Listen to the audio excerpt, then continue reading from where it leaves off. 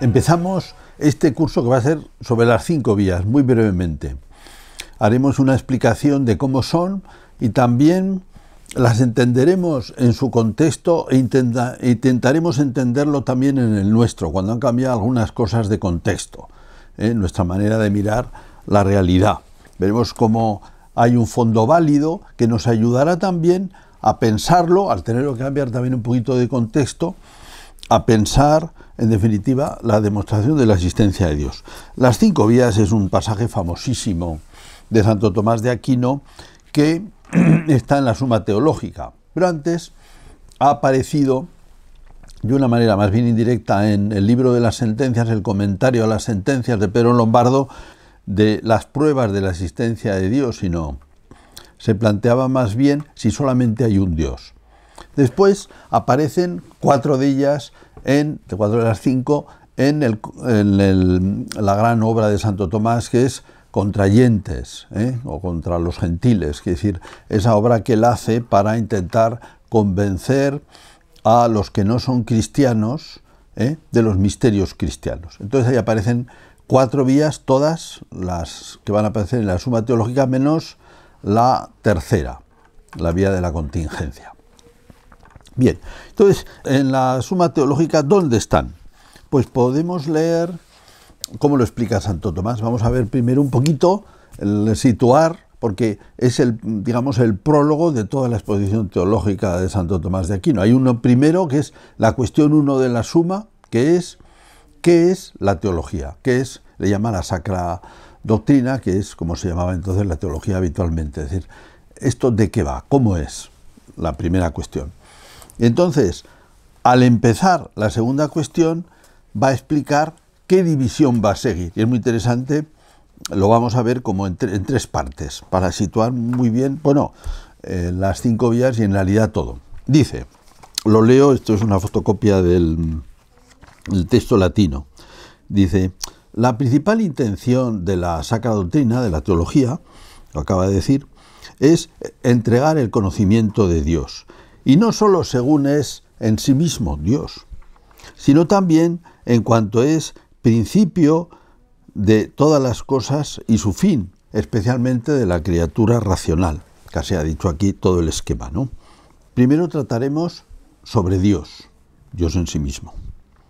Segundo, del movimiento racional de la criatura hacia Dios. Y tercero, Cristo, la tercera parte de la Suma, que es el camino, que en cuanto hombre es el camino, para ascender, para tender hacia Dios. Ya he presentado aquí, en este prólogo, todo el esquema de la Suma con sus 3 partes. La naturaleza de Dios, Dios en sí mismo, cómo nos dirigimos a Dios con nuestra voluntad, nuestra inteligencia, nuestros actos, nuestras virtudes, la gracia, las dificultades que tenemos, las pasiones, los pecados. Y después Jesucristo como camino, que va a ser Jesucristo mismo, el estudio de Jesucristo y de los sacramentos, parte que no terminará. Y ahora vuelve a decir, ¿y cómo se divide esta primera parte? Pues también se divide en 3 partes, ¿no? Primero consideramos lo que pertenece a la esencia divina, Dios en sí mismo, esencia divina. Después a las personas, a la distinción de las personas. Y en tercer lugar, a cómo proceden las criaturas, a cómo crea las criaturas, la creación. Va a hablar la naturaleza divina como es Dios en sí mismo, lo que significa Dios, las personas divinas, toda la vida trinitaria, y la creación, que incluye también el origen del hombre y una pequeña tratado sobre el hombre y sobre los ángeles. Y ahora, otra vez, podemos hacernos en un tercer momento. Sobre la esencia divina, primero hay que considerar si Dios existe, que es lo que vamos a hacer ahora. Segundo, de qué modo es o existe, o más bien de qué modo no es, porque sabemos más lo que no es que lo que es de Dios. Sabemos que no es divisible, sabemos que no es contingente, sabemos que no es finito, etc. Negamos muchas cosas de las criaturas. Tercero, consideraremos lo que pertenece a la operación de Dios, es decir, a la ciencia, a la voluntad, a la potencia, al conocimiento que Dios tiene, a la voluntad que tiene y a la capacidad, a la potencia, al obrar divino. O sea, aquí ha hecho como esquema por partes, ¿verdad? Y ahora ya nos metemos aquí. Acerca de lo primero, es decir, si Dios es, ya estamos. La cuestión segunda de la suma. Si Dios es, vamos a ver tres cosas, que son tres artículos. Las cuestiones de la suma van divididas en artículos. Si Dios es conocido por sí mismo, es decir, si Dios es evidente, si Dios lo vemos enseguida, si en cuanto tal lo captamos. Segundo, si es demostrable. Y tercero, si Dios es. Claro, dice, pasamos rapidísimamente, vemos los dos primeros porque nos interesan hablar en general en la sesión sobre las vías. Si Dios es conocido por sí mismo, si fuera conocido inmediatamente no necesitaríamos probarlo. Pero Dios no es conocido por sí mismo. Él dice, claro, Dios es lo máximamente conocible. Si algo se puede conocer, o sea, si algo tiene sustancia para ser conocido, es Dios. Hay cosas incomprensibles porque son absurdas, pero si algo tiene contenido, es Dios, más que ninguna otra cosa. Ahora, ¿qué pasa? Que ese Dios, como quien dice, no lo alcanzamos inmediatamente. No tenemos una intuición directa de él. Lo tenemos que conocer a través de sus obras. O, diríamos los cristianos, también por revelación, cuando él ha querido manifestarlo. Pero directamente no se nos da directamente Dios, no es inmediatamente conocible. Por tanto, tendríamos que buscar la manera de llegar a él. Segundo, ¿es demostrable? Dice, bueno, hay dos maneras, hay dos tipos de demostración fundamentales. Cuando conocemos una cosa sabemos qué puede hacer, qué efectos puede causar. Conocemos la causa, podemos conocer los efectos.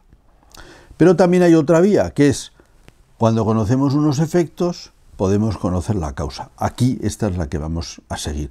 Bien, es verdad que, claro, es una vía no perfecta, porque cuando tú conoces muy bien algo, conoces muy bien lo que puede hacer.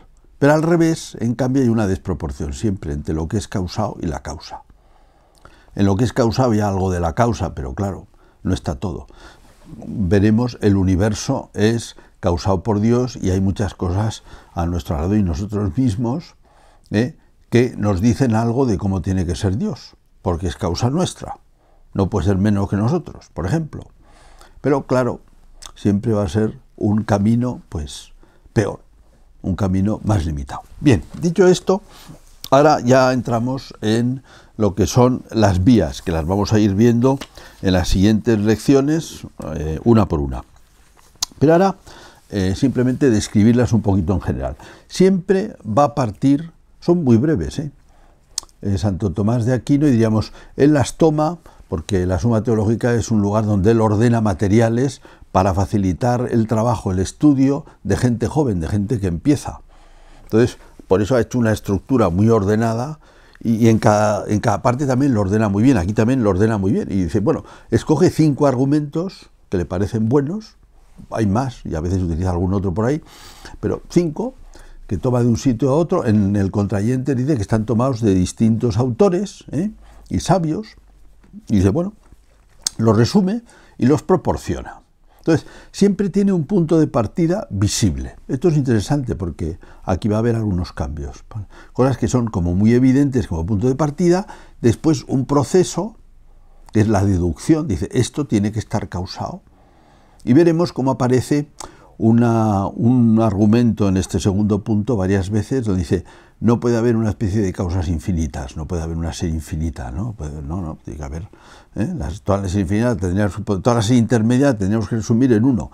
Si no existe el primero, no existe el intermedio, no existe el final. De manera que hay que tener cuidado con no perderse en esta serie de causas, ¿no?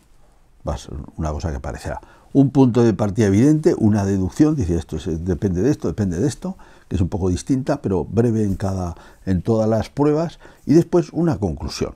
También, claro, dice, esto es Dios.